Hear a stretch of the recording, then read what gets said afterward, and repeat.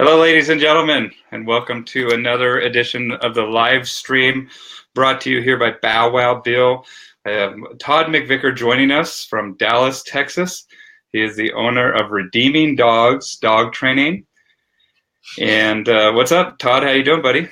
Just here in my undisclosed bunker, checking in with you guys. And Bill asked me to do this a while ago, and I was supposed to get back with him, and I kind of dropped the ball, but I'm here now. I'm here now from the undisclosed bunker. So Bill's already graciously got the first hat of the night on. So let me get my hat going. This is the lawn hat that'll keep everything off if you're outside in the lawn. But all right, so I got to keep it a little bit light since I'm going to be involved in this thing. So lead on. That is like my mandatory hat if I'm ever down in Texas because I'm redhead. I remember I have such sensitive skin. I mean, it takes 5 minutes and I am toasty lobster boy. I got to wear hiking boots with this one though, or I'll just blow away. I'm sharing to a couple groups really quick. So, Tod, give us a quick description of who you are, what you're all about, what's your deal, all that stuff. My deal. I'm a dog trainer in the Dallas-Fort Worth area. I've been training dogs for money for 12 years, been full-time for 10. I train dogs. I do a board and train program, and I do in-homes. I also do a group socialization class with another trainer. We run that here locally. We've done that for about 5 years. We just got home from that. That's why we started late. So that's my gig. That's my deal. Awesome, man. How long have you been doing it for did you say? I've been doing it full-time. I quit my day job 10 years ago. So I'm about 10 years in. But I fiddled with dogs for a long time before I started training dogs. In the 80s and 90s, we showed in conformation a lot. We're busy with that. And so I've been fiddling with dogs for a long time, but I hadn't really thought of a training career. But there you go. In fact, I never thought I would be a dog trainer. It's the last thing I ever thought of being was a dog trainer.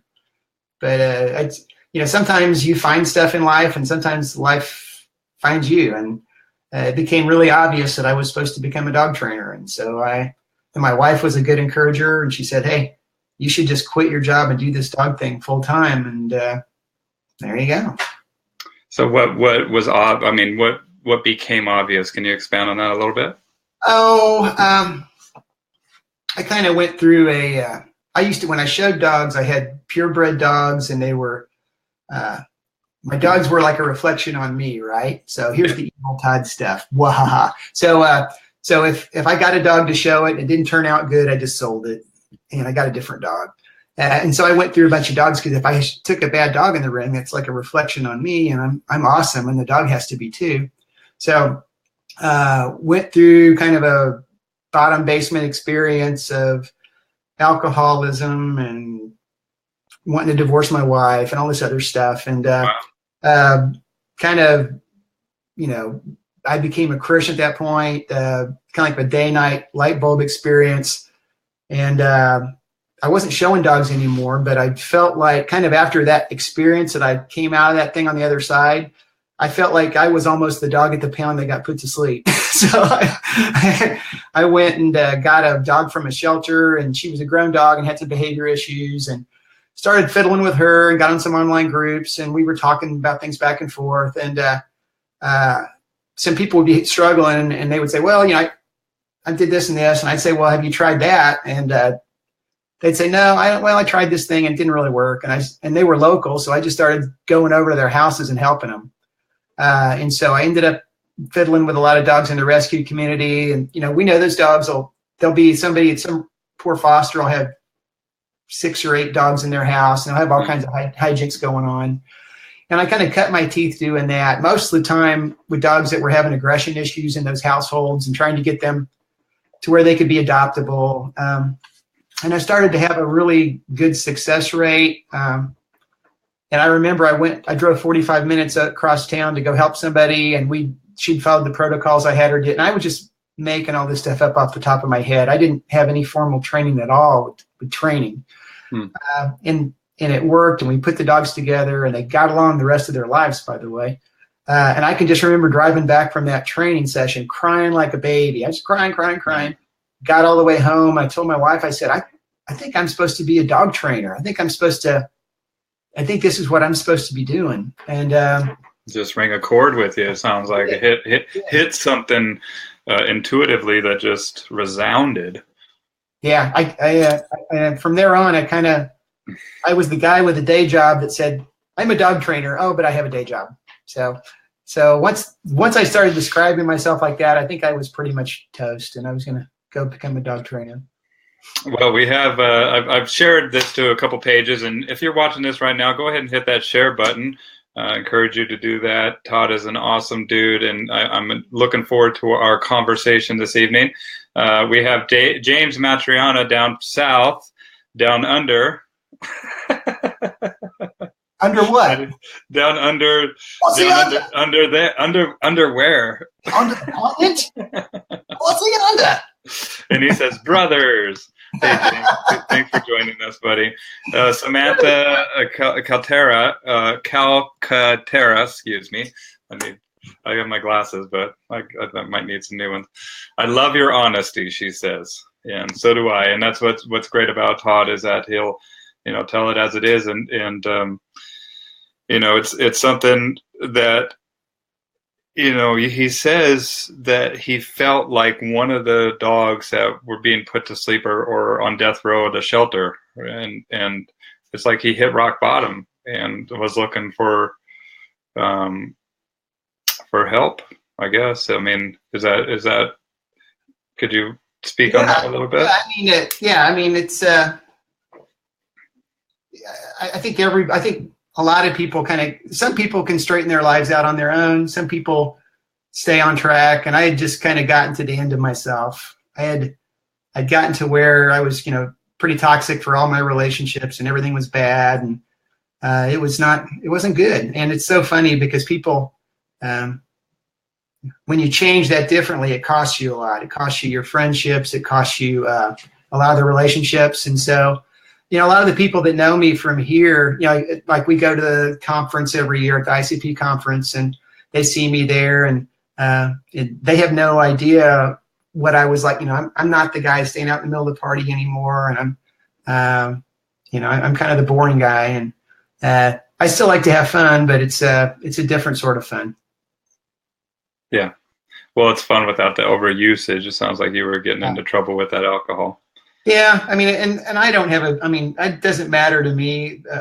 Folks do what they want to do, and that's fine. But what's maybe bad for me isn't maybe bad for you, or everybody's got their own kryptonite. Yep, their own path to walk, and we all have our principles to explore in this world. And Lysander Spooner, who was an old philosopher from the founding of our country, says that vices are not crimes. They're ways to explore principles on this plane of existence, and that's, in my opinion, something to take into consideration.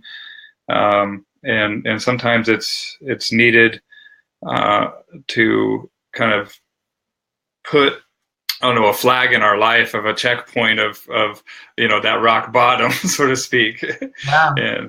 And you went and worked with these dogs. So have you had any formal training since then, or do you go to seminars and stuff? Yeah. It kind of was funny because I was working with a lot with behavioral problem dogs, and I was talking to some folks, and I was very close to writing a check I couldn't cash with some dogs.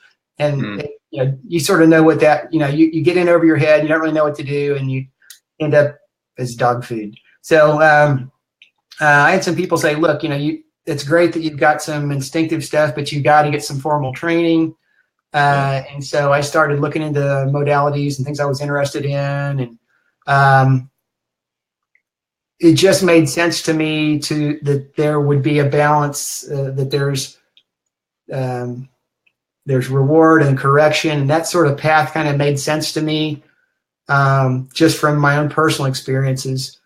So I got on the internet and I found a guy that sounded like he was pretty good in Florida. It was 2006. A guy named Martin Dealey. Right. And I sent him an email and said, hey, can I, because I had just left corporate, I was leaving corporate America, so I had a lot of money. I just didn't have a lot of time. And my family relationship wasn't great at all. So I couldn't like go, hey, I know I'm trying to stick things back together, but I'm going to leave for 3 months and go learn how to dog train. Is that okay? So that didn't work. So what I did was I contacted Martin and Pat and said, hey, can I come and study with y'all for a while? And they said, yeah, you can come down for a week and this is the amount. And I went down there and I was the only person there for a week and I got to spend a lot of time with them. Super, super, just great people. I can't say enough about Pat and Martin. And they had a little house they put me up in. They made me dinner every night and we visited a lot. And Martin gave me just a ton of confidence that I had what it took to be a full-time trainer. And I had some basic talents but I needed to, develop those. So I came back to Dallas and what I did was that kind of became my footprint. What I did was I tried to find the best people that were I could find in specific things. And I said, hey, can I come and spend a week with you? So I went and spent a week with Heather Beck in Utah, learned about what Heather does there. I spent a bunch of time with Chad Mackin. I went down to go see Dick Russell and spent time with Dick Russell. Wow. So I didn't let geography limit me. I think a lot of problems that we make in life are we're like, well, I'm just going to reach out and get whatever resource is right at hand. Mm-hmm. And I've always been the kind of guy that I'd rather not learn from the guy that learned. I'd rather learn from the guy that like the source. Yes. I'm going to go find the source. So I did a lot of that and it helped my training a lot, moved me along.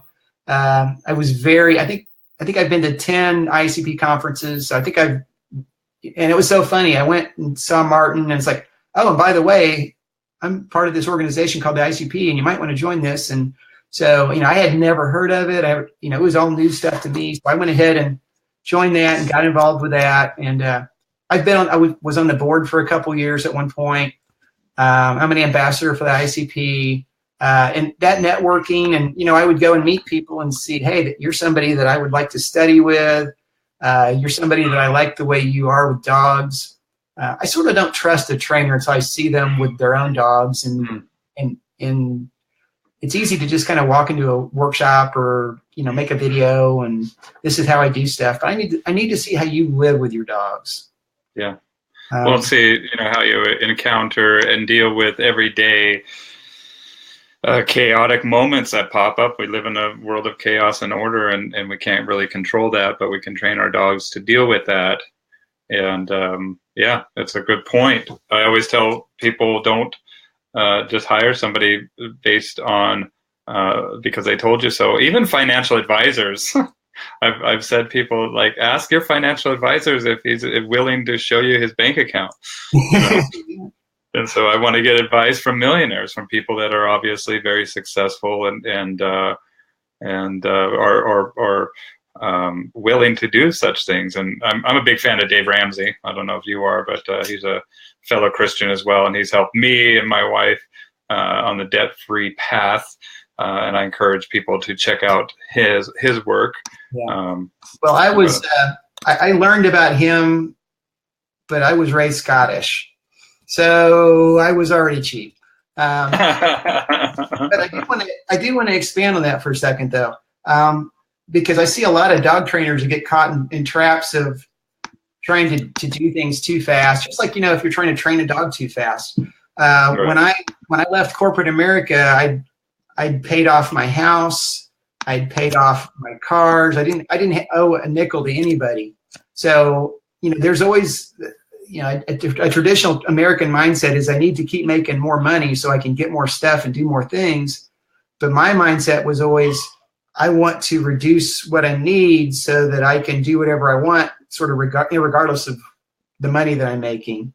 So when I left corporate America, you know, we all take a hit when we leave corporate America, and we strike out on our own. We take a hit for a year or two.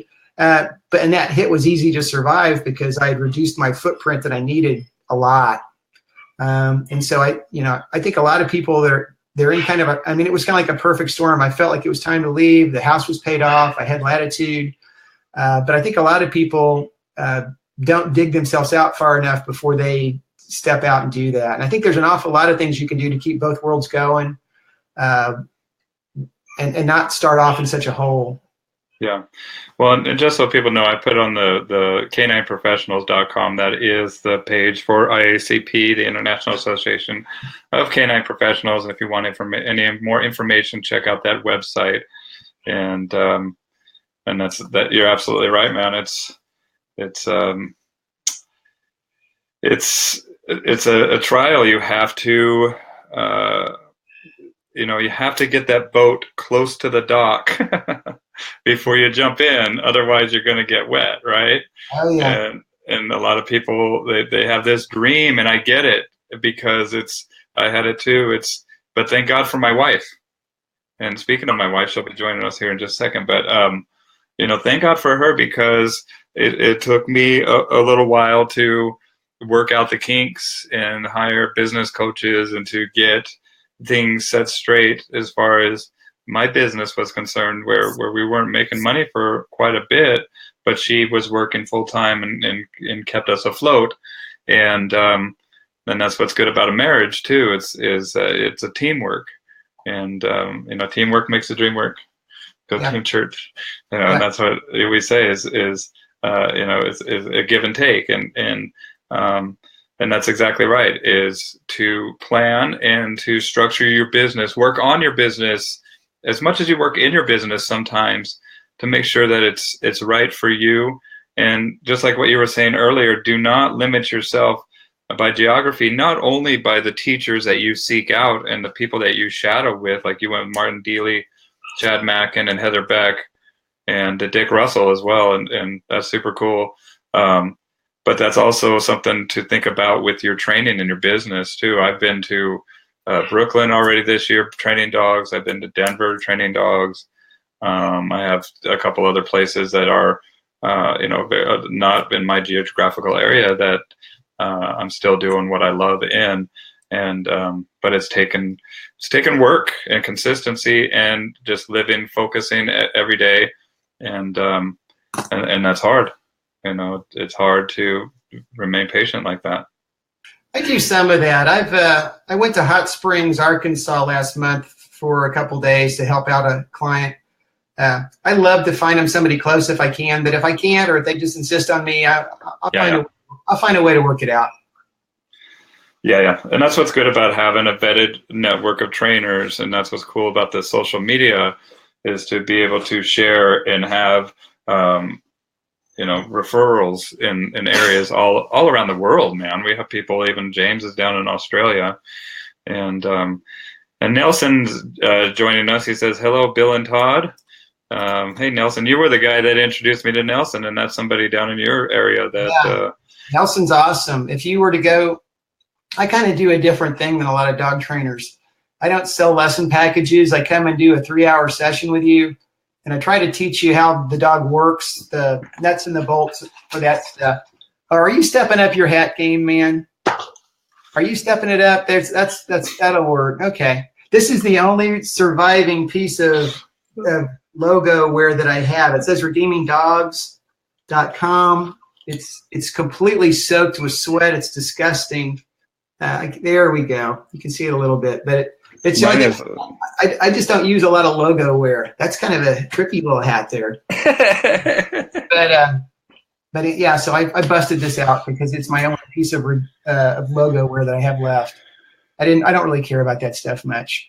So I do a 3-hour consult, and I try to teach the people how the dog works. In other words, what's the dog care about? What's the dog communication system?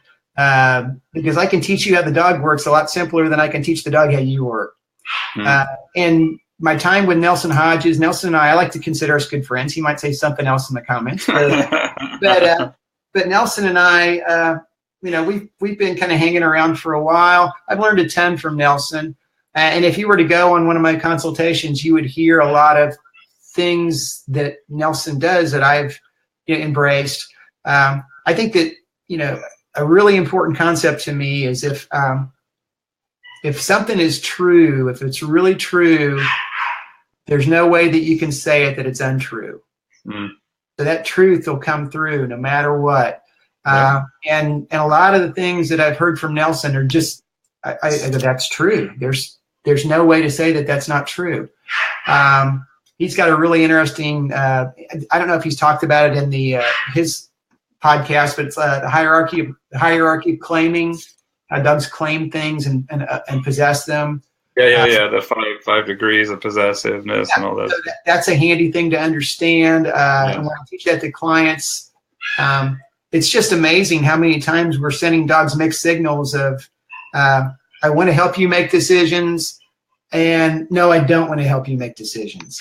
And then we end up with that lack of clarity. And then we end up with dogs that are confused, and then we end up with communication problems.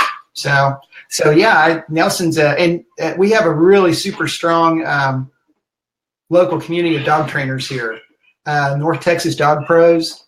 It's probably 40 people. I think it's and we'll have dog trainers. We have dinners at restaurants. We'll meet like we met at Jenny Lang's new facility.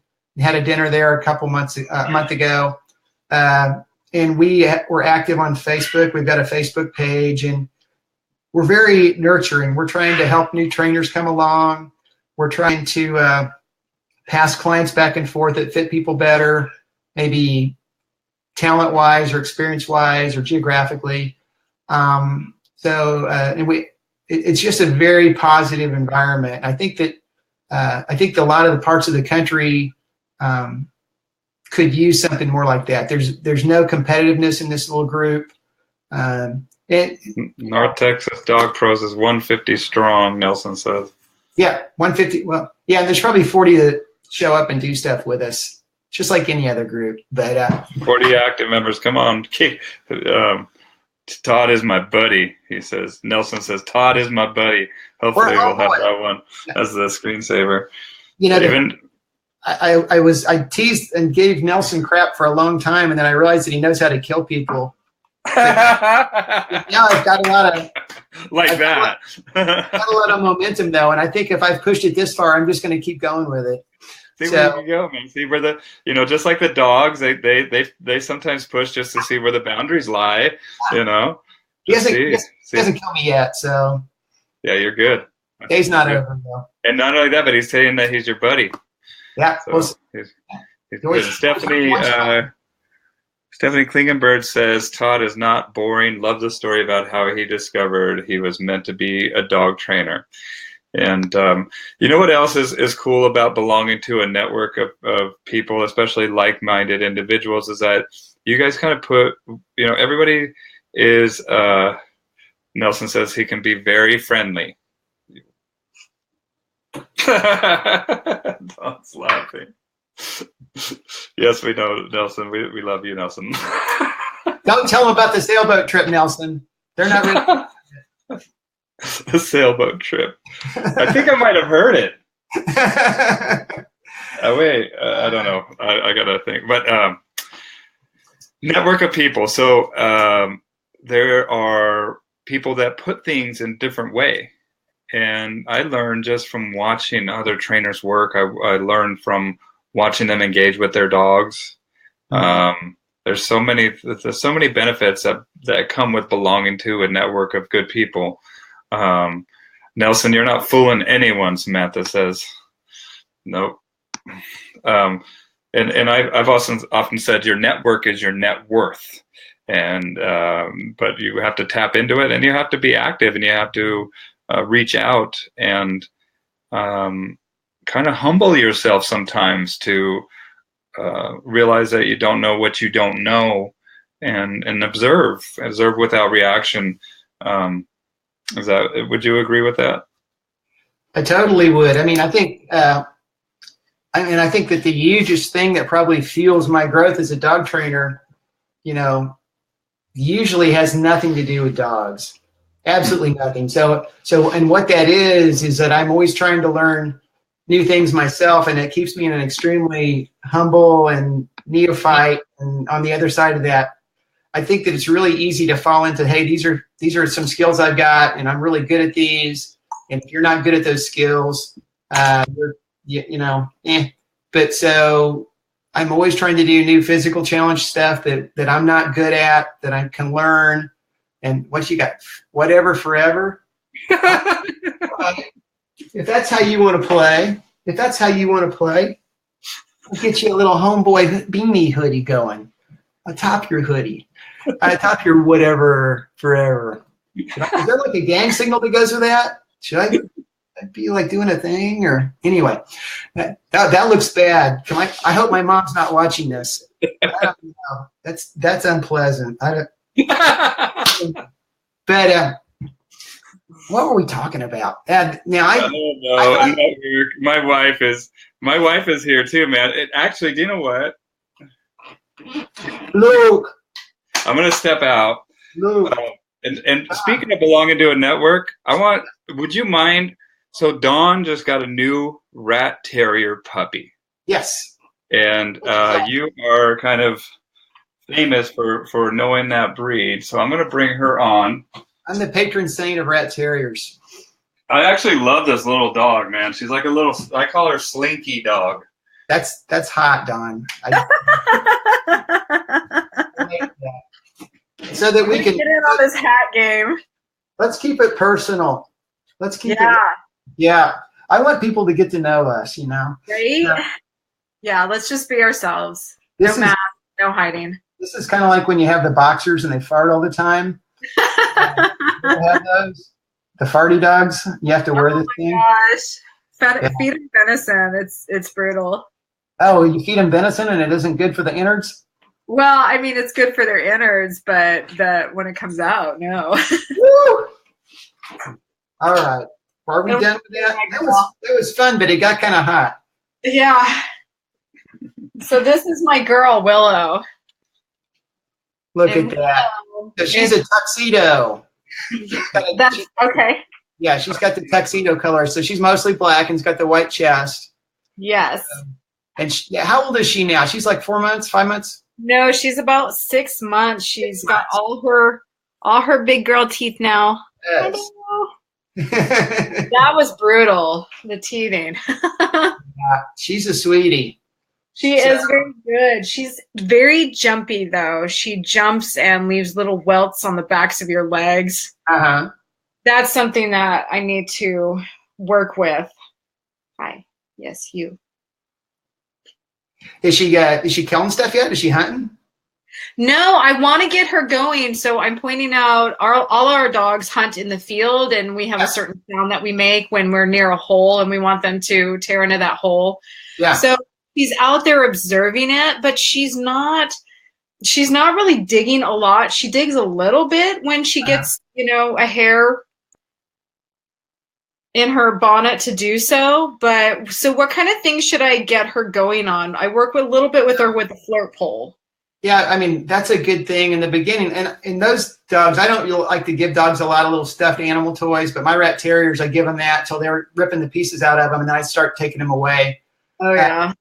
What I like to do with it, two of my rat terriers didn't really get hunty until they got like maybe a year and a half old. One of them was hunty right out of the box. She was just like a tornado. She killed everything. But some simple things like shifting brush piles and shifting lumber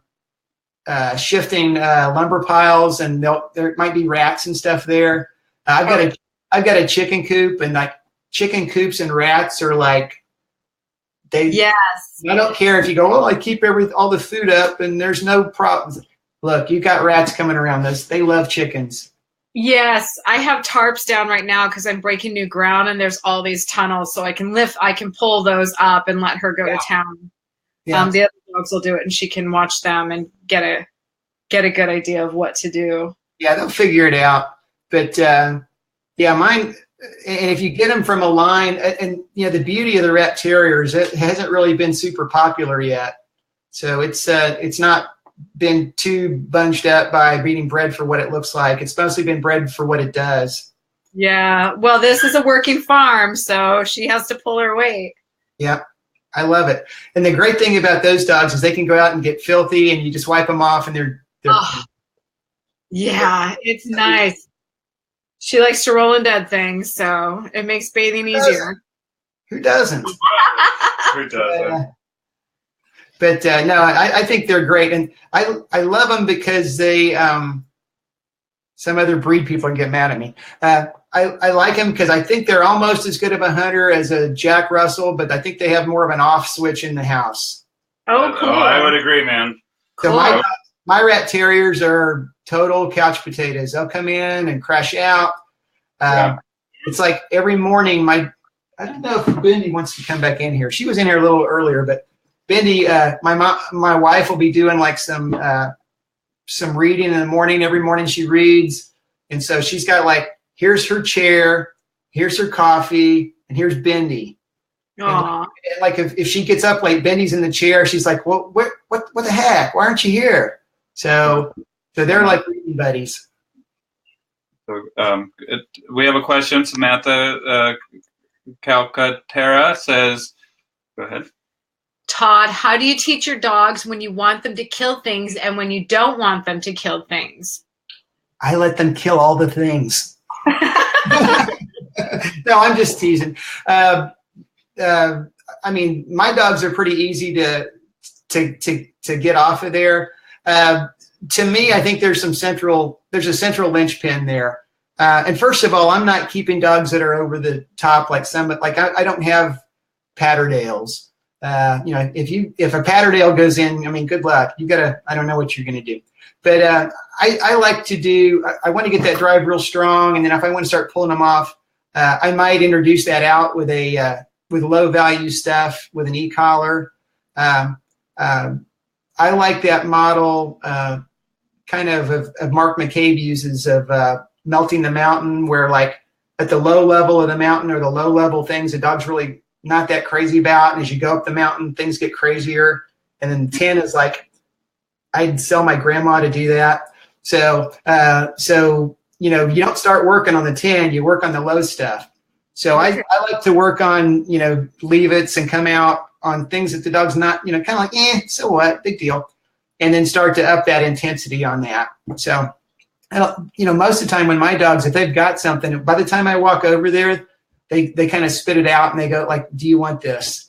And I think that's a lot of relationship stuff. I think as I've moved longer, into my training career, I guess, I care a lot more about relationship and what the dog does at liberty and how the dog feels about stuff and continuity and relationship. So I think that if you aren't helping that dog make basic decisions on space and activity and resources when things aren't crazy, how are you going to get that job when it's crazy?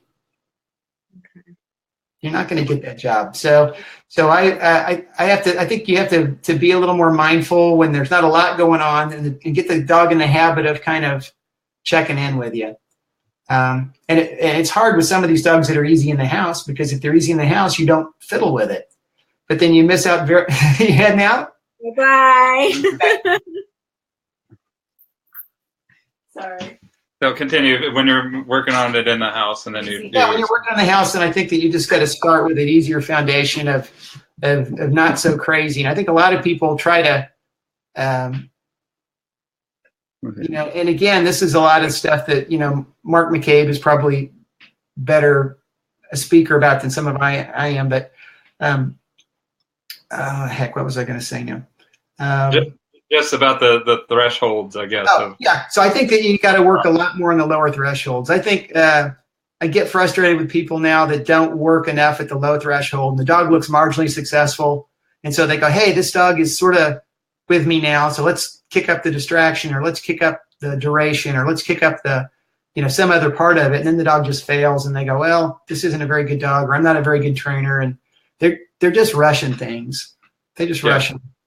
Setting the dog up for failure, essentially. I mean, it's not set. It's too soon. and that's the work, the process.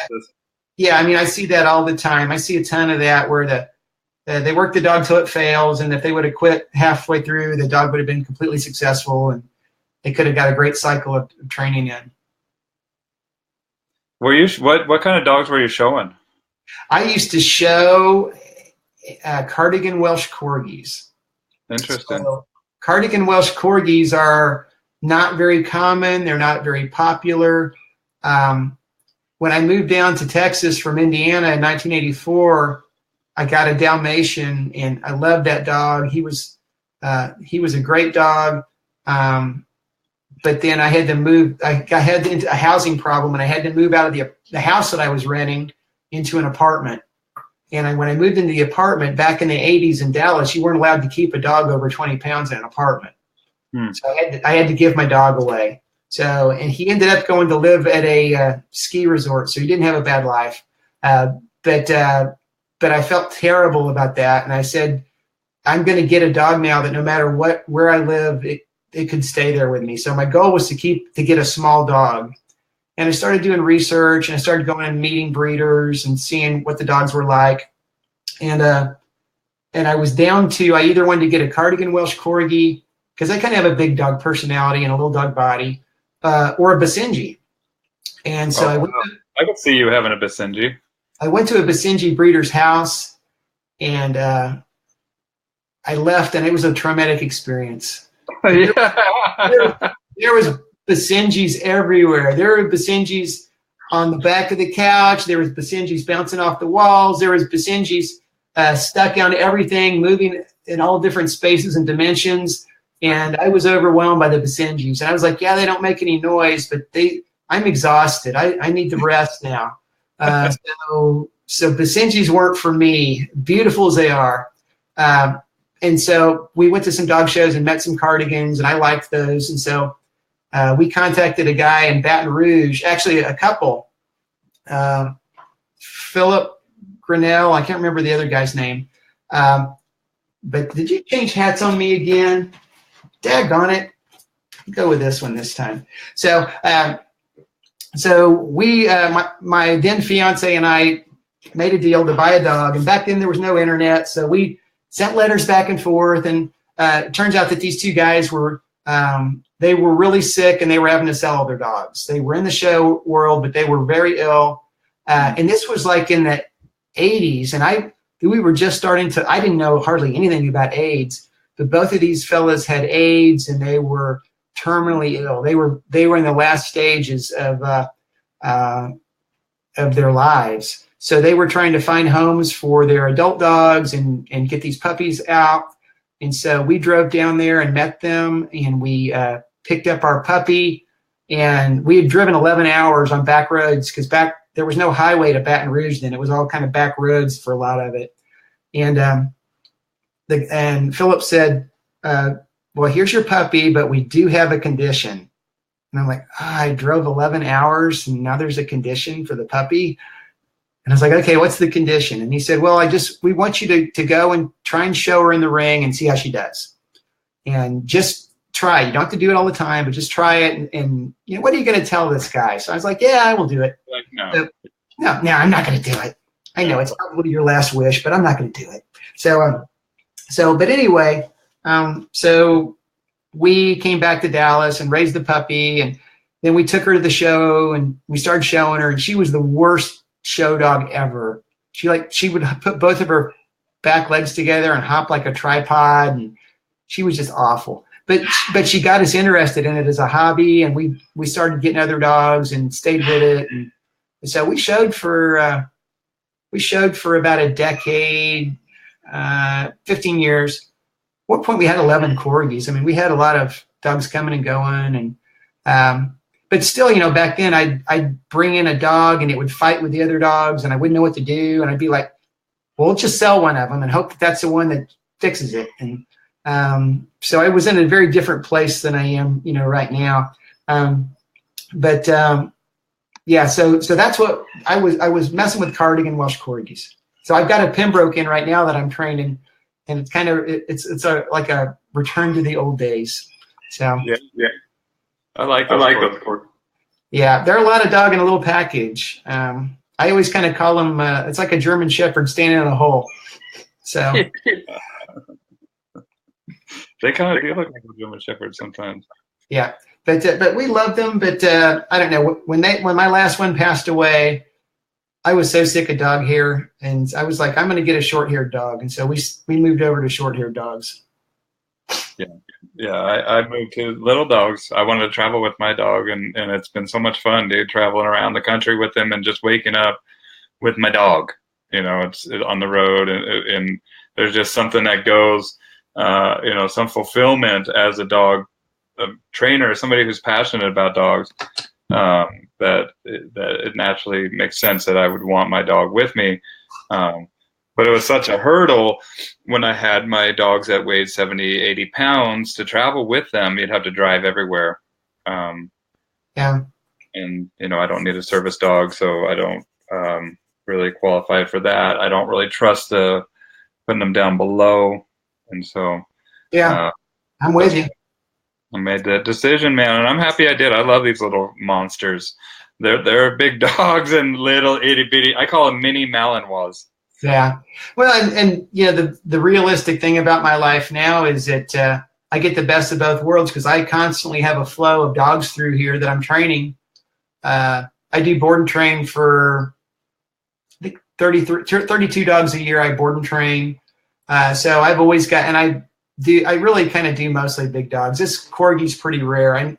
Usually I get Aussies and up, and I don't know why. Actually I do know why. People are very lacking in imagination. So if they look at your website and see a picture of you with a German Shepherd, you train German Shepherds. And if they see a picture of you with an Aussie, you train Aussies. And if they see a picture of you with a Pit Bull, you train Pit Bulls. It's kind of weird. People, they just go, well, my dog is unique, and so I need to find somebody that has a picture with a, whatever it is, Chinese crested, you name it. That's what we call the reticular activator in the back at the visual cortex. That's that brain that kind of lights up. Same thing happens like when you get a brand new car. Say like you got a Land Cruiser, right? Yeah, nothing new about it. But I bet you notice every single Land Cruiser that you encounter, and especially lights up when you notice a purple one the same color as yours, right? I love my Land Cruiser. Yeah, those things are beautiful. And that's what happens, I think, with these people, is that it's natural for us to associate in our brain to want to be, correspond sort of with that song that's going on. Oh, yeah. Oh yeah, definitely. So it's easy to associate, when they can actually see you with that actual dog that they have. Right. Yeah. Yeah. So people seek you out, and so it's kind of funny. I'll get a whole run of, I always have a ton of German. I think most dog trainers get a lot of German Shepherds to train because they aren't really great suburban dogs. And so without some extra help, lots of times they just don't fit. Yeah. I love German Shepherds. So I get to train a lot of big dogs. I have a lot of Shepherds through. I have a lot of Dobermans. I love Dobermans. I get a lot of big dogs passing through here. Then I don't, and then I get a new big dog. So it's like that I work at a car lot and I get to drive a new car every 3 weeks. And then I get another new car. So it's cool. So and when I started off, I wasn't sure I'd have a flow of dogs all the time. So I said, I need to have some big and medium and small dogs. And so that I have different size dogs for different things. And now I just, I would consider the Rat Terriers small. They are in the 30-ish pounds.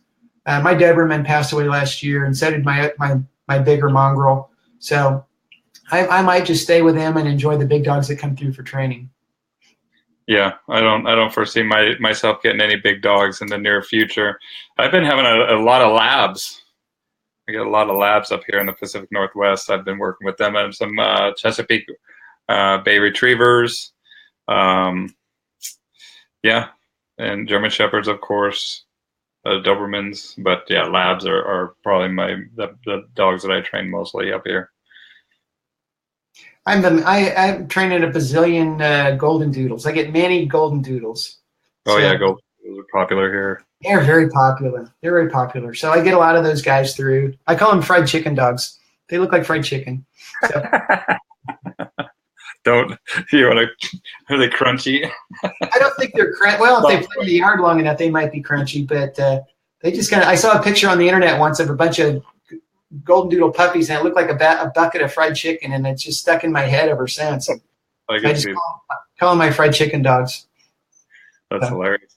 Well, and we were talking about earlier, to switch gears a little bit, how we often see that in the dog training industry, that often it's not just dog trainers that is our sole task. We have other interests that pull to us. And for instance, there's a lot of great artists. Tosh from New Zealand is a wonderful artist. And I know that there's a lot of musicians, and Brad Strickland is trying his hand at blacksmithing and ironworking now, making knives. Knife, yeah. And I do the glass thing. Here's a cup I just made a couple nights ago. Oh, and I've got here's my marble that Bill made for me. He made it and I bought it, so he didn't make it for me per se, but and it sits on my desk. I'm one of these guys that I like to have little totems on my desk. So I have things from people that I like on my desk all over the place. I have little, I have a personal trainer that trained me for years. And when he trained me, this little rock was in his yard all the time. And I always thought it looked like a tomahawk head. And so when he moved to Costa Rica, I said, "Can I have that little rock in your yard?" And he's like, "Yeah, sure." So whenever I see this little rock, it makes me think about him. So I like things like that. I like things that remind me of people. And I don't know if you want to call them marker stones or totems or whatever, but I like to have things around me that remind me of people I like. The interesting people are finding one another. That's what JT Clough says. Hey, JT.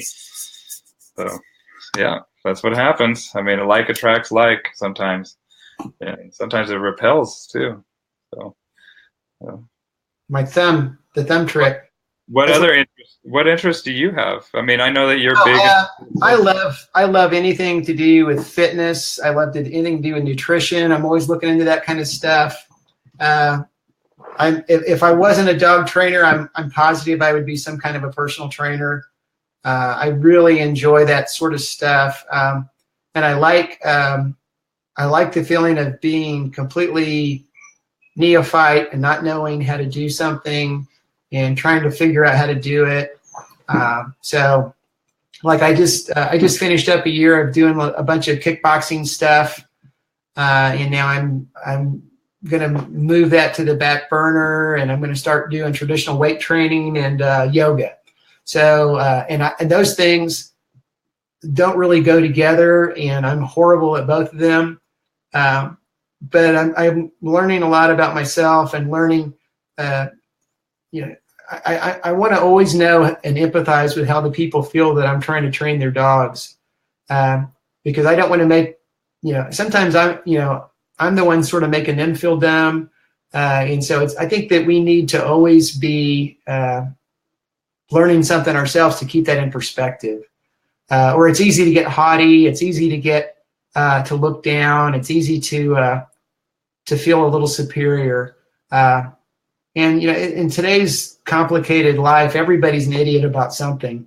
And so I go find something I'm an idiot about and try to learn about it. So, and I always like I feel like the more time you spend working on yourself, the less time you have to bug other people. So I'm always trying to work on myself and not bug other people so bad. It gives you more of a humility about that. Well, it also, there's a saying that comfort is the enemy of progress, right? Yeah. And once we get complacent, then we're kind of dead in the water. We need to strive to improve ourselves. And I think that's why we're here as an overall purpose in life, is to learn principles on this plane of existence, but also, to experience life, experience the ups and the downs and the chaotic moments. Without the bitter, the sweet isn't as sweet, so to speak,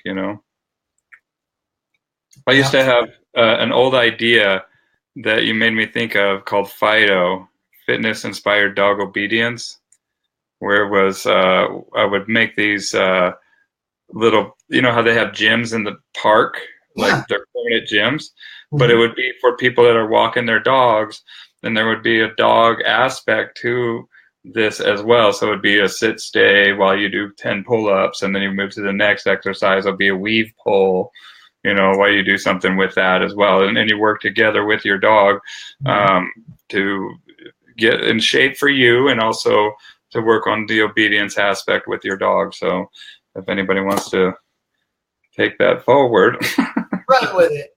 Literally. In a heel, of course. Run in a heel. But anyway. Yeah, running in the heels. There's lots of different exercises that we can do working with that dog together. But it's interesting, but it's also, I think that if you're passionate about something, it's easy to transmute that passion into something else, and especially if you're successful at one thing. It's just that a lot of times, just like what you were saying earlier about the tip of the mountain, you know, a lot of people don't realize that success, the people that are up on the top of the mountain, you didn't see what got them there and all the failures that they went through. And, you know, a lot of cycles of learning. The what's that? Many cycles of learning. Yeah. Oh, you didn't say anything about glasses, dude. Hold on. I know. Well, you see, when you zig, I zagged. I told Bill, I said, look, we're going to be wearing a lot of hats, so you better get a pile of hats for this talk. But then I left out the part about the glasses. So you probably have all kinds of like glass blower cool glasses, or in my studio here. Hold on, look at this, dude. Here. Oh wow, that's swanky, is what that is. So you can make a call on that. Probably make a call to 1997.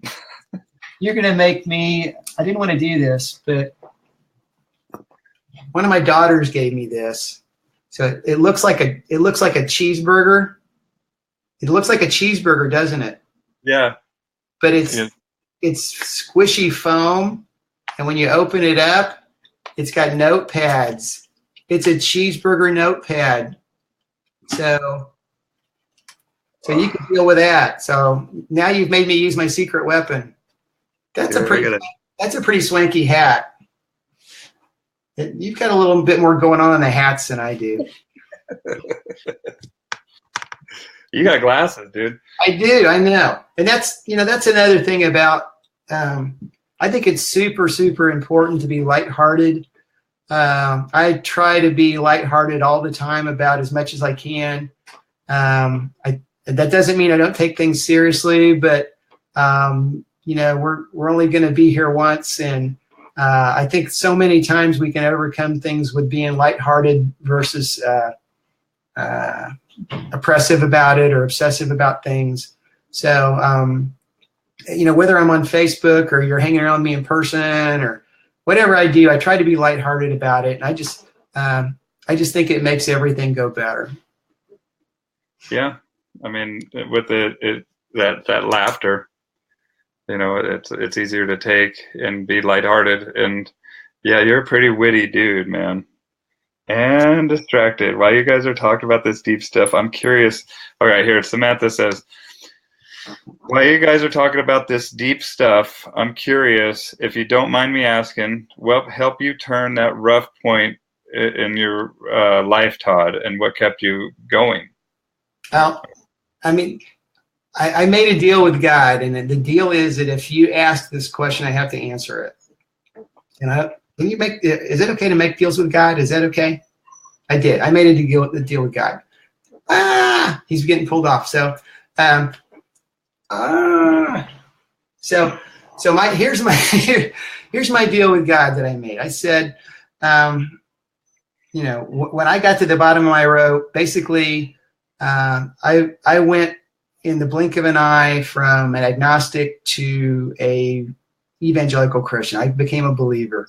And when I became a believer, that changed my perspective. It changed how I felt about my relationships. I felt like I didn't have to fix everything myself. When I acknowledged the creator and I acknowledged that there was somebody that had better expertise to fix what was going on in my life, I just sort of threw all that stuff over that. I said, you're going to have to take all this because I just cannot do this. I've run myself into the ground. I've managed myself into a hole. I'm miserable. And that's what I did. And so, I'd been a very serious drinker since I was 16. And I basically quit drinking in 2 days. I didn't go to, I just changed everything. And I said, these are the problems that I cannot handle myself. And I'm just going to give those over to you. And then just trying to be a good steward. So, the things that I do when I go and help people with their dogs, I mean, I love dogs, but I'm really there to help people. I'm a people person, and that's how I serve people. So, if I can go to your house and, I mean, how many times have you dog trainers had somebody tell you, I'm a prisoner in my house from my dogs, or I have a horrible quality of life due to my dogs, or I'm about to get a divorce because of my dogs. And if I can go and help somebody, look at him chug. What are you chugging there, bro? Zip Fizz. Well, it's like watered down. That was a serious chug. Watered down Zip Fizz. I got my. I don't know why I drink. I drink out of the cup at all times, man. There's just something. Manly chug. Look at you. You got to. I chug out of my glass. He makes it. Wait till you see this one, man. I got to prepare for this next one. Hold alkaline water. I drink a lot of alkaline water. Dude, get ready. Get ready for the game to be over.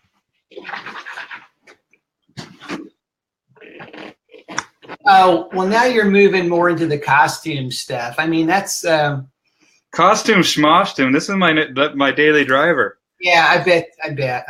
So I'm just gonna have to. I feel so limited by the tools at hand. If I had to run off, I don't know. I used to have a hat that E-Collar Technologies gave me, a baseball hat, and it had like a long mullet of hair that was attached to it. And when I wore that, I could have like a mullet of hair. I'm just going back with the old hat because I feel better about that. Good. I don't know why is this. I mean, is this because I'm mourning? Am I mourning here? You could be. Yeah. Maybe it's to stop bees or angry insects or something. I don't know. So, long story short, Tod found God. He gave over his problems to God, and God helped him see that dogs. And so, are you sure you're just not dyslexic? I could be. I don't know. But that's what I do. That's sort of my ministry. I'm supposed to go help people with their dogs. Well, we were talking. Brad and I were talking about how it's an overall, just a symptom of that overall issue sometimes with that. And you were talking about how, as dog trainers, we feel trapped, or we come in the case of people often feel trapped. Yeah, we do, and it's if you can give somebody some freedom there, that's a great thing. And the amazing thing, I'm very upfront about my faith. If you look on my website, it tells you sort of who I am. I think that I think you always in life have to go first. You've got to go first. So if I want somebody to open up to me, I got to tell them about me. And so I go first, and people of all different kinds of faiths and walks of life, and are very, very, very different than me. Like that, I put myself out there, and they go, "Look, I'm going to have you come to my house, or I'm going to have you take my dog, and we're going to work together, and I can help them make their life better." So, I think, without abandoning my post, I think that I'm good. Because isn't Dawn running over and getting you stuff? I'm no comment. I plead the fifth. She's running over and getting you goodies. I plead the fifth. Yeah. I hereby invoke my Fifth Amendment right to remain silent and refuse to wait. Okay, fine. Okay, I didn't want to do this, but here's the black light. Oh no! I don't think I got a black light. Of course you don't. I mean, I love what you just said, man. You got to go first. You got to go first. And sometimes Look how scary. You gotta go first. Is that what you do when you go to your dog training appointments? I get this black light.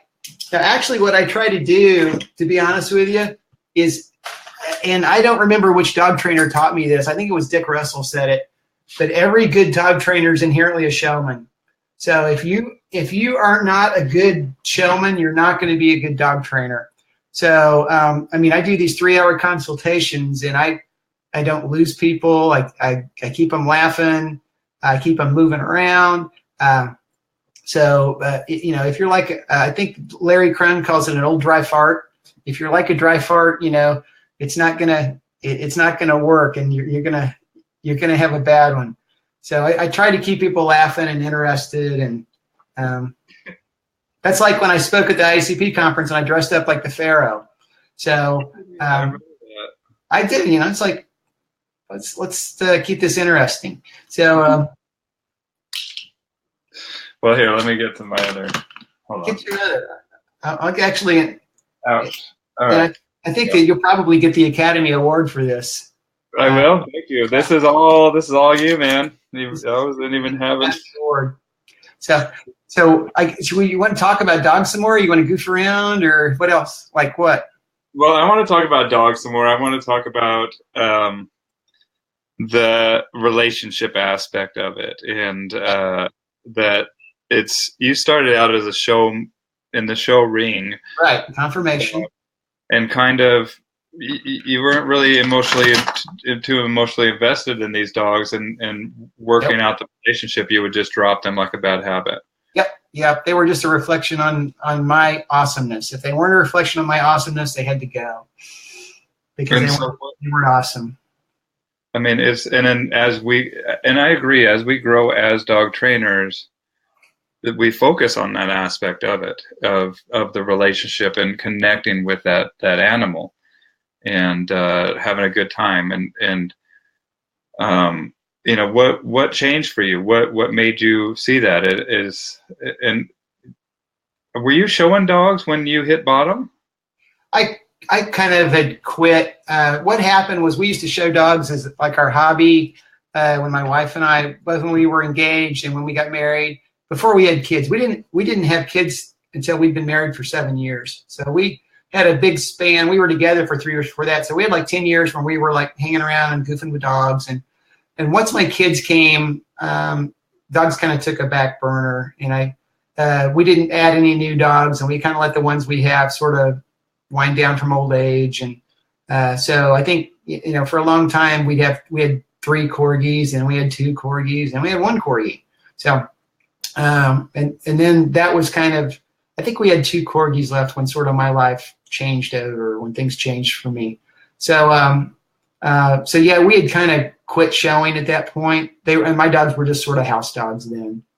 So because I didn't have a whole bunch of them, but yeah, so that's the deal on the show. And it was, you know, what we would do is we'd load the dogs up. It was kind of fun. We'd load the dogs up, and we would go to another town, and we'd drive in on Friday night, and we'd party there. And then we would try to get out of bed in the morning on Saturday morning and go show the dogs. Then we'd go do it again Saturday night, and we'd try to get out of bed Sunday morning and go show the dogs, and we'd go home. So it was it was a thing to do. I mean, it's a different world. It was, you know, and it's funny because I hate that world now. I can't stand confirmation. And I think of all the breeds we've damaged to make them look a certain way, or to, you know, we've gotten away from task-oriented evaluation of dogs. And like the rat terrier. Now the rat terrier is AKC. They're going to start showing it. You know, unless they're really careful, the quality of those rat terriers is going to go down. They're not going to be able to hunt anymore. They're just going to be little neurotic foo-foo dogs. So I love to see dogs that have jobs to do.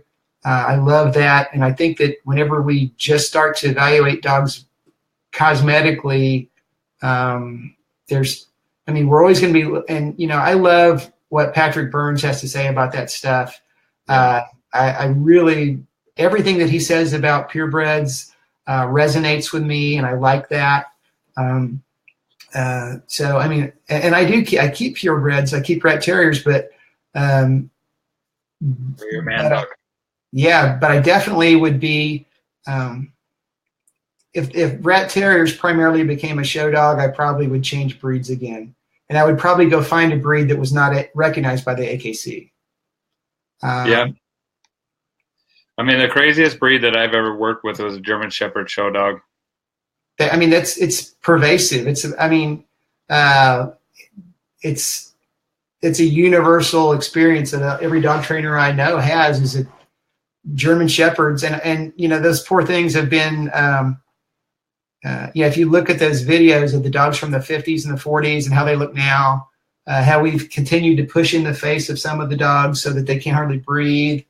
And we bred them for skeletal deformations so that they have more of a unique approach, look, or colorations. It's very sad.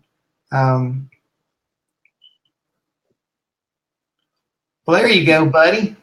It's sad, especially when you watch them breed them and they can't even be bred. And Patrick talks all about this stuff. Yeah, he does. So I won't recover that ground. If you ever get a chance to hear him on that, though, he's a great guy to listen to on that, about what we were doing. So what do you got? I think I'm down to all my available hats.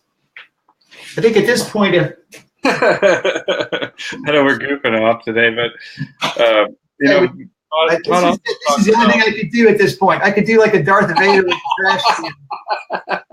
Luke, go to the Dagobah system.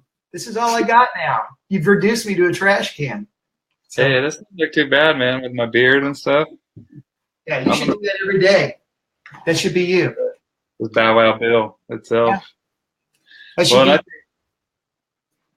The points that you touched on today, and I love your honesty, is that, I love what you said about you got to go first. As you kind of, and what do you call somebody who goes first? A leader, right? But unless they're the mouse getting the cheese, then you want to be the second mouse. But yeah. But yeah, that's what it is. I like that, and then, don't be limited by your geography when you are seeking out teachers. Yeah. You went all different corners of the country. You went to Salt Lake, you went to Chicago, down to Florida. Where was Dick Russell at? Baton Rouge. He was in Baton Rouge. How was running from him?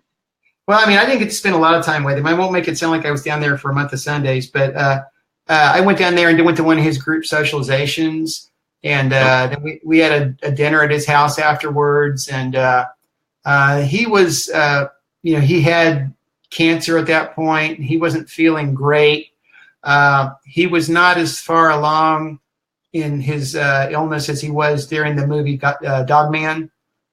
He was a lot more advanced in his cancer at that point. So he was still getting around and, pretty spry. And there's a lot of Oldham dog trainers that know him, way better than I did. But he's quite a guy. He was a character, that's for sure. But I loved what he did with the group social. And, that's something that we've started here in Dallas. I went down. Yeah, we've had a group socialization here for 5 years. We do it we rent a building from a local fairgrounds, and it's almost a 5,000 square foot room. And myself and Summer Milroy, who runs On the Ball Canine, we run that together. And tonight we had 26 dogs. So we do that 4 times a month for big dogs and 2 times a month for little dogs. And group social is a great way to help dogs work through issues in terms of reactivity. So like tonight's, we had 26 dogs in there. Every dog but one came off muzzle. And we have a whole bunch of dogs in there that show up with massive leash reactivity, all kinds of things like that. Usually at any given time in that room, about a third of the dogs had bitten a person before. About a third about a third of the dogs have bitten a dog before. Lots of times we'll have a dog in there that's killed another dog. And they'll all be walking around, they'll be off leash. And if you go, hey, if I ask you, I said, Bill, point out the dog that killed another dog, or point out the dog that's bit people, or point out the dog that bit other dog. You wouldn't know. They all look the same. They're all moving around fine. They're watching their owners. They're interacting. They're doing whatever they're doing. And it's a very powerful tool. So, if I can get somebody to do an in-home with me, or I can get somebody to do a board and train, and then I can start to get their dogs to come to group socialization, it's a really good tool. And we have, and due to that network of trainers in Dallas, we have trainers from all over the area that send it, they might work with the dog on training, and they say, hey, we want to follow up and we want that dog to start coming to group social. And then they send their client to us for group social. And so it's a very draining thing. It's an hour that you really have to have your game face on and be watching. You have to be there, and you can't just let it. Sometimes it's easy to go, well, it's always, things are flowing around and it seems like it's just going okay. But the dogs have to feel like you're present and that you're going to intervene if you need to. But I love group social. It's not, we don't make a lot of money doing group social, but it helps a lot of dogs. And, surprisingly, if you had a dog with behavior issues, we found some that they couldn't afford training. If they just came to group socialization for 6 months, that would make massive changes in the dog without any other training. The sad part is there aren't very many group socializations that are run correctly. And when I say correctly, that they can handle dogs of all types and bring them in and keep the room safe. We've had up to 46 dogs loose in that room. A real common number would be between 20 and 30 for us. But I went down and watched Jason Vasconi do that. I've worked with Heather Beck. Heather started doing group socials about when I did, but it's not even fair to compare our experience because she does so many group socials. So like she's probably done, 10 times more group socials than I have, just because they do them every Saturday and we just do ours 4 times a month. So Heather's really good at running those things. And I'd love to see every single town in the United States have a nearby group social that you could take your dog to that would help them. Some trainers are afraid of the risk. Some trainers aren't good enough at reading dog body language. Some trainers struggle to find a spot to do it in. The bigger the room is, the less pressure is going to be on the dog. Or, ideally, Dick Russell did it in a 5-acre field. I think it was 5, it was between 2 and 5 acres. And he felt like that was the only way to do it. And then Chad Mackin said, hey, I think you can do it inside. And Chad's, Pack to Basics, he was able to get, to shrink that down. I like a bigger room still. I still feel like too many people are trying to do group socials in little bitty rooms, and it puts a lot of pressure on the dogs. I love that spot that we do ours at. It's a pretty neat thing, I think. It affects me more emotionally than I think anything else I do with dogs, to see a dog that was struggling and feeling, all these negative emotions. And I see that dog shedding that stuff and just moving freely in open space at liberty and making good decisions. And being a dog. Yeah, and just being a dog. And my definition of social is pretty broad. My definition of social is you don't want to hurt anybody and you don't think anybody's going to hurt you. That's it. So if that dog wants to sit and watch, if that dog wants to flow, if that dog wants to play, if that dog wants to walk with its owner and ignore the other dogs, those are all acceptable, mentalities to me. Well, I mean, the people that are watching that don't know what a group social is basically they take, well, explain what it is if you don't mind real quick. I'll explain how we run ours. So what we do is we start off, everybody comes into the room. And so on the perimeter of the room, there'll be people standing with their dog on leash. And so what we'll start to do is to walk in a big circle around the room. And then Summer and I will tell people when we want them to take their dog off leash. And so from the second and then some dogs that are struggling, if I see the dog is throwing itself at other dogs and it wants to eat somebody, I'm probably going to say, just give me that dog on leash and I'll take it from the owner. And then I'll do some work with it. But then once those dogs come off leash, the deal is as soon as your dog comes off leash, the owners are not allowed to look at their dog, touch their dog, talk to their dog, interact with their dog, or any dog in there in any way. So the dogs completely get disconnected from the owners. And the owners walk, they ignore, they talk to the other people. So what happens is a funny thing happens. So if you think about it, whoever does the work in a relationship doesn't have the power. So if you do everything for Dawn and Dawn doesn't do anything for you and you give and she receives, Dawn has all the power and you don't. So in a normal relationship, there should be give and take of things like that. So, but we see a lot of dog relationships. The owner does everything and the dog does nothing. The dog just exists and receives. And that creates a toxic environment. It would create a toxic environment for a person. It would create a toxic environment for anything. So I call them rich dogs. Yeah. Like rich kids that don't have a clue about life, you know. But that's the vast majority of relationships right now we see with dogs. So what happens is when we disconnect from that dog in that room, the dog has to do all the relationship work. So in other words, if you want to keep track of me, you're going to have to walk over and do it because I'm not going to tell you where I'm at. I'm just going to walk. I'm not going to look at you. I'm not going to give you input. So I'm going to shove all that relationship work down to you.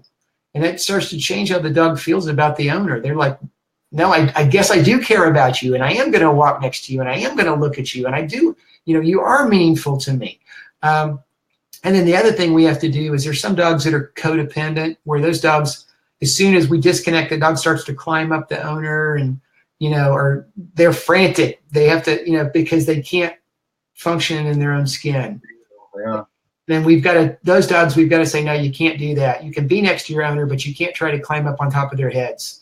So just seeing that disconnect, and then what happens is once that umbilical is broken, the dog will start to become at liberty. And some dogs become at liberty immediately. Some dogs are at liberty after, months of coming because they've had, they've been under command so much of the time that the dog can't make a good decision unless it's under command. It's just a wild man unless it's told what to do.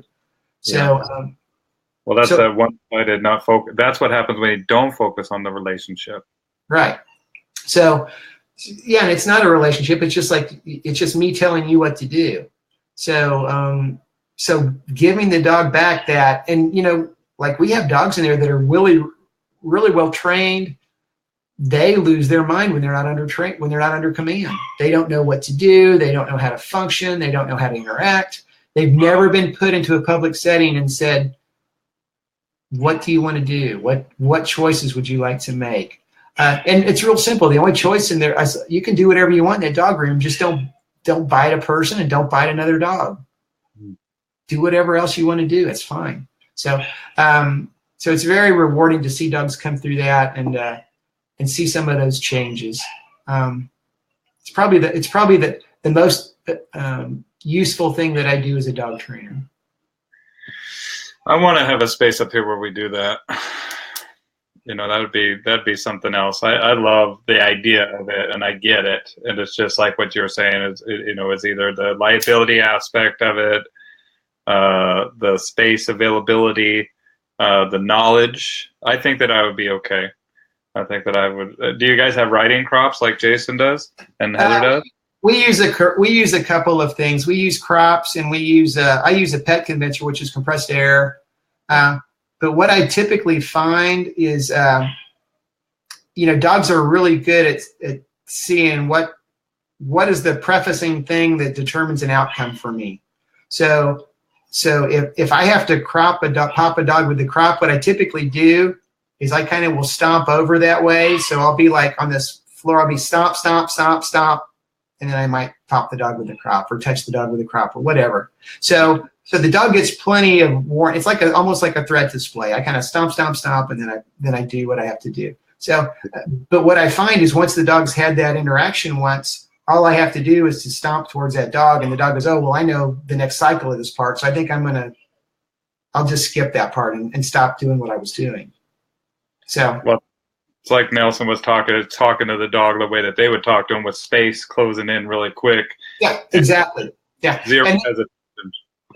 And then again, like dogs do. So, I mean, if you think about it, and I don't remember which trainer said it, but dogs just tell each other no. They don't tell each other yes. So they don't go, hey, you did an awesome thing. Thanks for going over there, and here's part of my food. You know, so if you do something they don't like, they tell you they don't like it, and then as soon as you quit, they ignore you. So I managed that room exactly the way a dog would. So if you're doing something I don't like, I tell you, and the second you quit doing it, I ignore you.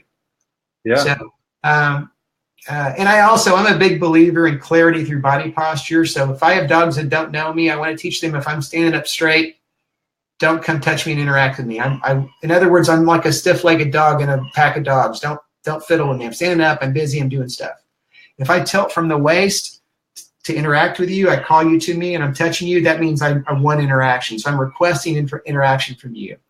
If I sit my butt on the floor, I'm asking you for full interaction and play. And play is a suspension of the rules. So if I sit on the floor and you come jump on me, that's fine. Yeah. I just ask you to. So, and what I will do is I will adjust my height through that class. So really, like if I have to correct a dog, I really want to make things better with that dog. So what I want to do later on during the class, you'll probably see me not sit flat on the floor, but I will squat down all the way very low on the floor and see if that dog will come in. And I don't ask it to come in, but what I see is dogs are drawn in by that height change, and they'll come touch me with their nose, and then they'll move off. It's kind of my way of saying, look, none of this is personal, but you just can't do that one thing. So. Well, and it builds rapport too, because you're telling them, hey, look, you belong here because we're taking the time to show you the rules and the boundaries. Yeah. And, just like anytime I correct a dog, I always want to end on a good note. Yeah. And just let them know, dude, I don't like this either, man. And I'm a good dude. It's just that this is where the boundaries lie, and you need to understand that, because this could get you hurt or another dog or person hurt, and we're taking precautions to ensure that happens. And it doesn't always feel good, but right. doing what's right doesn't always feel good. And in terms of safety, if we feel like if a dog has a bite history on biting humans or dogs, we start that dog in a muzzle in the class. But it's super common that within the first 5 minutes of class, the dog's out on muzzle. So, and I might be wrong, but this is my personal perception that dogs, in that one aspect, I think dogs can lie, but I think dogs are pretty honest about muzzles. So I don't see dogs go, look, I have this muzzle on, so I'm not going to try to get you, but when the muzzle comes off, it's all going to be different. It's all going to be different. So a person might think like that, but a dog, I think it's more like, if I have this muzzle on and you irritate me, I'm going to go after you. And it doesn't matter whether I have a muzzle on or not. I'm showing you how I feel. And if I don't go after you with the muzzle on, I'm not going to do it without the muzzle either. And maybe there's some dog somewhere that says, no, I totally get the difference. But I haven't come across them yet. So dogs are really honest about that. So if I have you in a muzzle and you show me social behavior, pro-social behavior, when I take it off, you're going to, and never say never, but so far, those dogs show me that I'm still pro-social. Yeah, it's like more than likely. And I watch their eyes too, man. Yeah. I'm watching their eyes, because that kind of locks it behind that muzzle there. And if they're really like fixated and watching that rigidity of that body and watching. And the thing with the dog with the muzzle is the safest dog in the room. It's not going to hurt anybody. So as much as possible, what we want is the dog to come in. I might have it muzzled. I might have it in a long line. But what I really find quickly is dogs that seem like they're very intense about they want to go get somebody or get another dog. It's all a dynamic that they do with their owner. So when I cut that leash, when there's no leash on the dog, most of that dynamic just dries up and goes away. Because it's almost like a ballet dance that they did. The dog did this and the owner did that, and then he said this and the dog does this thing. And it's like they both have their choreographed parts. So removing the leash gets rid of a vast amount of that. The next thing that I'll do to fix that is I will take the dog. Almost immediately when I take the leash in the middle of the room and the owner's walking around, the dog's priorities go from I want to get somebody to, I need to get back with my owner. I really want to get back over to that person. I need to get back to that person. And what I'll find is if I just keep that dog for 5 minutes and then take it off leash and let it go, it'll just go to the owner and go, this is so much better, and I will spend time calmly to stay here. The other thing about social that's super important is you got to keep everybody moving. If they don't move, you're going to have a territory form. You're going to have guarding. It's just like an eddy in the water, and stuff will start to collect, and it'll be bad. I'm like a nut about that in the social room. You've got to keep moving. We don't want to eddy. We don't want to corner. You want to flow. You want to think about flow and movement all the time. Yeah. Well, and that's what, Vanessa says it's all about the energy. Vanessa Marie says it's all about the energy you give off. Ryan says, Bow Wow, that beard builds a good rapport. Best dog expert, ladies and gentlemen, world class. Thank you, buddy. Yeah, and that's it. Now, how do people deal with not talking to their pets or not engaging with them? Some of them struggle, but you know what? The more dysfunctional the relationship is, the harder that is for them. And that's the moment too. It's like, look, dude, if this is that hard for you, maybe this is something you need to work on. Well, and the other thing I kind of think of is in a good relationship, I'm doing things that may not be my favorite things, but might be the best thing my other party needs because I'm thinking about them. And if you think about, is the thing that the dog needs the most your verbal message and your touch, or does the thing that the dog needs most is action and interaction and proximity? So those people that's like if I said, you're relentlessly petting your dog and it's not really helping the relationship. You're just petting your dog for hours for being alive. And they say, but I like to. That's rewarding for me. So, but how does that help your dog? It's, so it's almost like saying, I'm going to have this relationship with a spouse because they do these things for me, but it's not, how am I helping them? What am I doing to kind of grow them or to meet their need instead of just giving them what I think that they should have? So splitting that up and getting that disconnection, because I think that that's a great thing to just have proximity with the dog where they're quiet and moving in space. And the other thing too is if I can get them to talk to the other people in the room, they rapidly quit worrying about their dog. And then they have relaxed body language. And then their dog goes, this is awesome. I'm watching my owner and look, he's relaxed and he's laughing and or whatever. He's moving in space and I'm moving in space and he looks like he's okay with this. And if I just follow him, I'm going to, he's not talking to me right now, but if I follow him, I can keep track of this and this is going to be fine. So I think there's a lot of benefit there to it. And it just shows you how toxic the relationship is, because as soon as we break that leash, how many people have come to you and said, my dog is fine off leash, but if it's on leash, it's a maniac. Yeah, one of the biggest problems we deal with. Yeah, and I think, what Sherry Lucas said a couple weeks ago about not giving your dogs that much affection. And even when we were talking to Nelson last week, and how he was saying, dogs don't pet each other. It's not what they do. They just go and hang out and just be.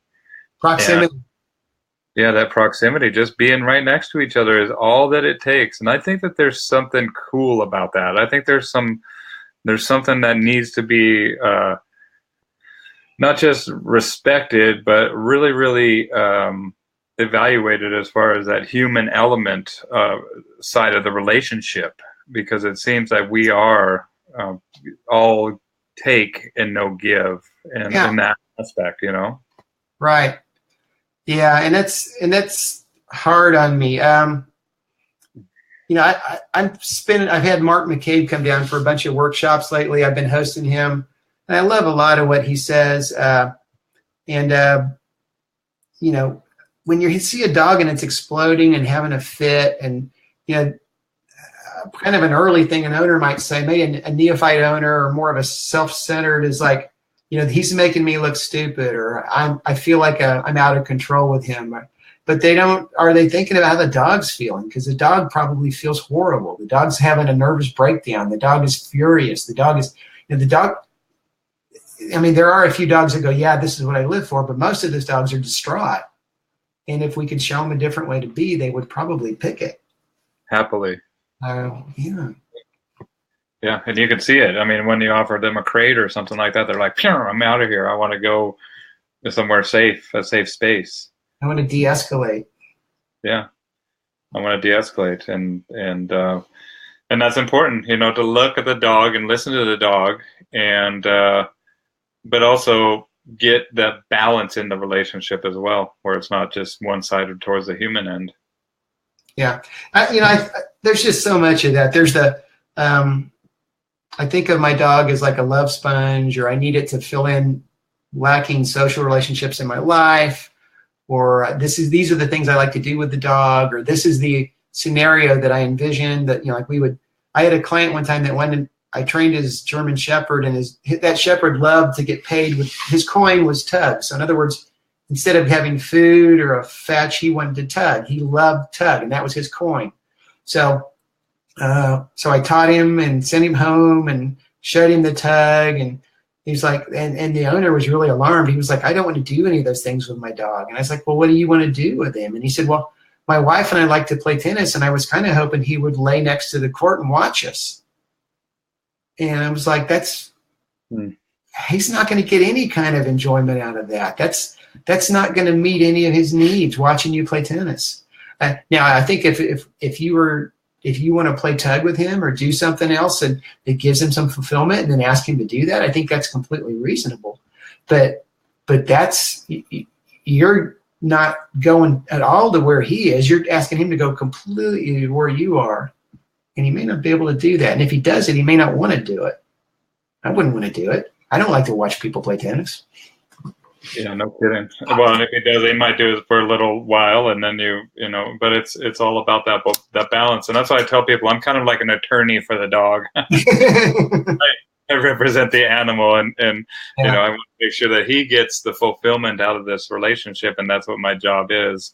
Yeah. And I see value in those socials, and I want to do it here. I want to see what we can do about hosting one here. Maybe I'll talk to John Sparks and Cheryl and a few other dog trainers locally here that might be down with that, because I think it's just such a valuable tool for the dogs, a valuable steam vent, but also a valuable pool, a reflection pool for the owners to look at their behavior and see vivid proof right in front of their face, their dog being totally different. Yeah. And, it's always amazing because it's always amazing. Like, every single week we have a new German Shepherd that's furiously leash reactive, and they drag that thing in there and it looks like a grizzly bear on the end of the leash, and it's throwing itself everywhere. And then they either take the dog off leash and the dog starts to go after a dog and it gets one correction. In other words, says, you can't do that here. It's not allowed. Yeah. And the dog totally rethinks that, and then that dog is flowing and loose, and the people are like, I can't believe this. I can't believe my dog could change in a blink of an eye like this. Or it's a German Shepherd that comes and stays with me in the middle of the room for a minute on leash, and then a dog walks up and it lunges at that dog, and I go, no, you can't do that. We can't do that here. Dog gets one correction, and he goes, nobody ever told me no. Nobody ever told me I can't do this in a way that makes sense to me. And then that dog, I see the softness, and I can let that dog go, and he gets to go walk with his owner.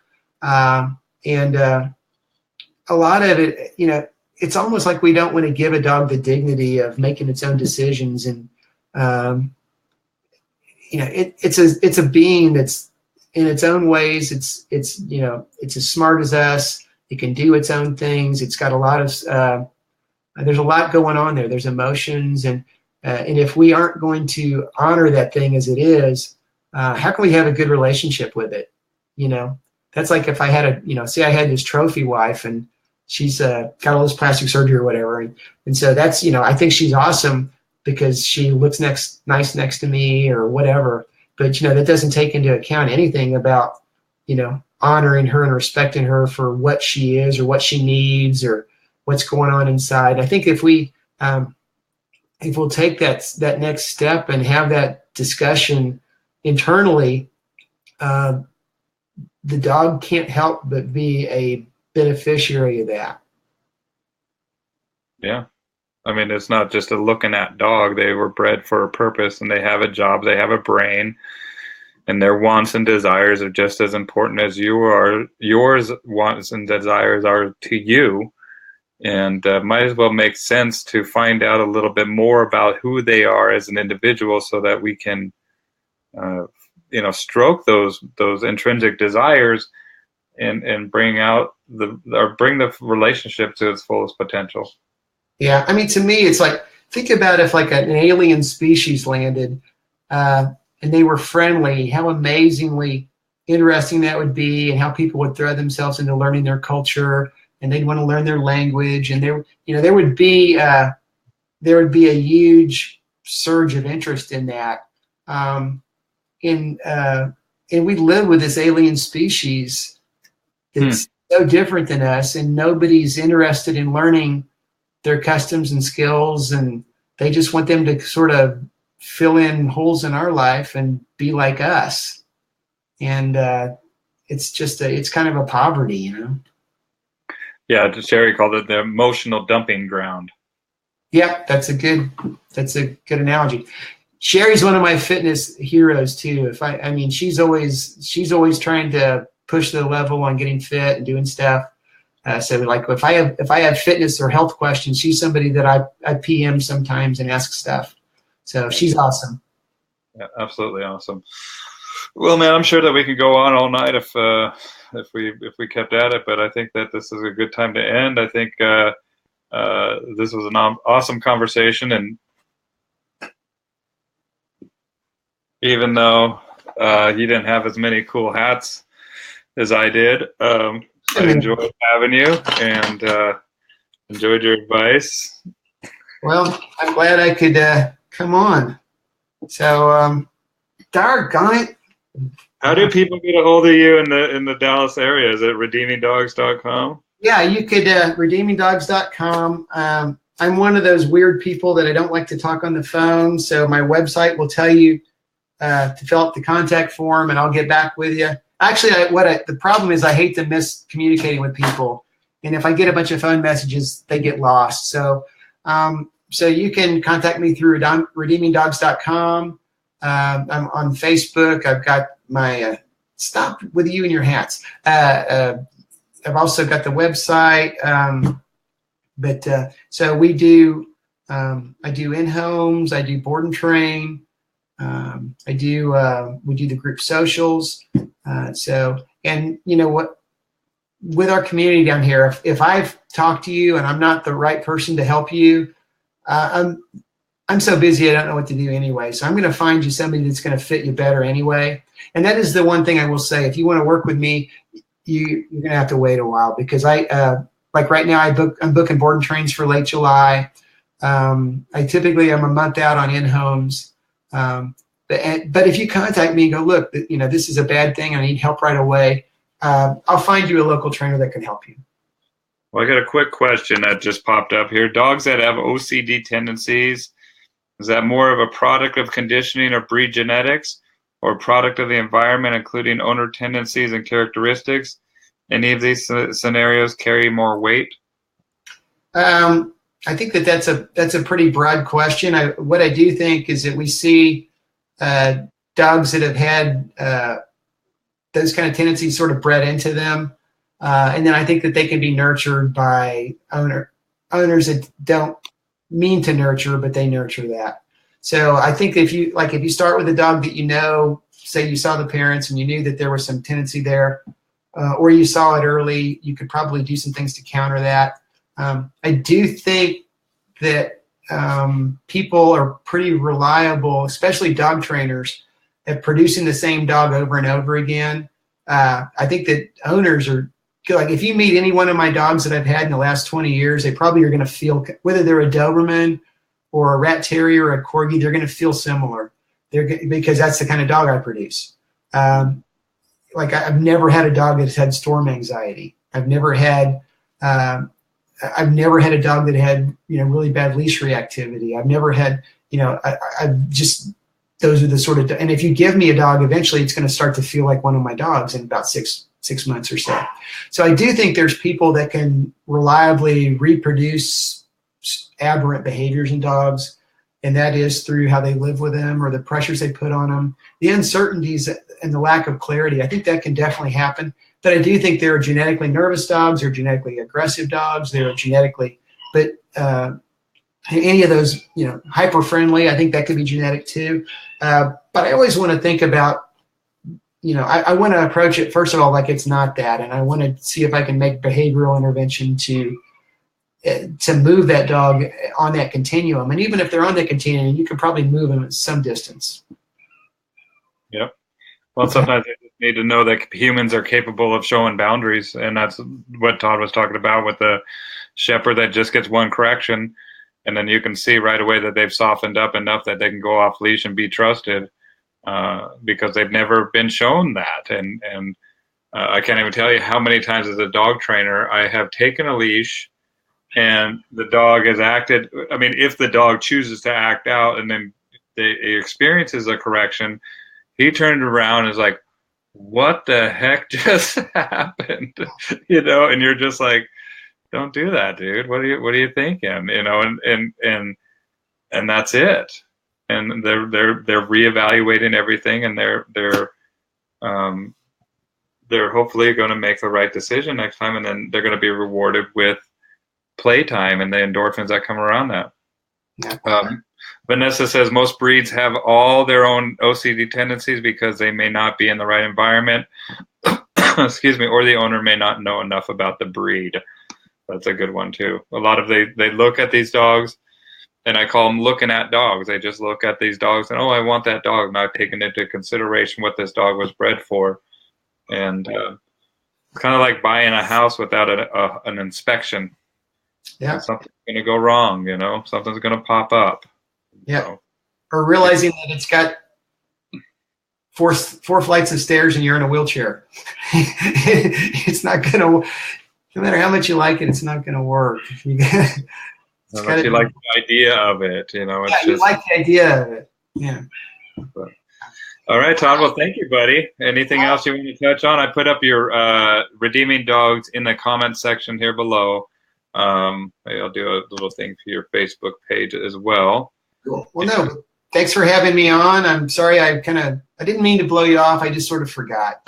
I'm overcome by events, I know how it is, man. We'll pick up right where we left off every time. Don't even worry about it. And I'm just happy that you joined me today. And here's your Facebook page. Everybody go swing by Todd's Facebook page. I just posted up in the comments below, and give him a like. And make sure you tell him how much better my hats were. If we do this again, I'll just blow you out. I mean, I have incredible hat resources here. I didn't want to get up and leave the camera. So sure. curse you, Bill, and your hats. All right, buddy. You have a good night, and all right. Okay. Take care. You can stay on. I'm gonna after we're done here, I'll say goodbye. Bye, everybody.